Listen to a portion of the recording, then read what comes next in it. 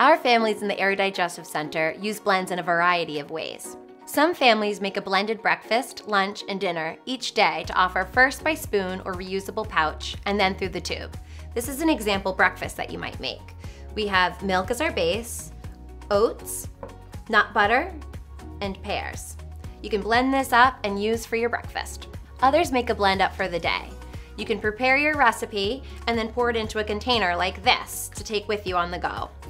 This one is a squeezy gear container, which is one of my favorites. It has a nice spout that you can put your syringe right in there to pull up your feed. And many families make a blend for the week by blending most of their ingredients and freezing them. Ice cube trays are one popular way to freeze a recipe. 1 cube is about 1 ounce. It's recommended to leave your formula or your milk base out of the recipe for this. Another note, give your child this food at room temperature. It can make your child uncomfortable if the food is too hot or too cold.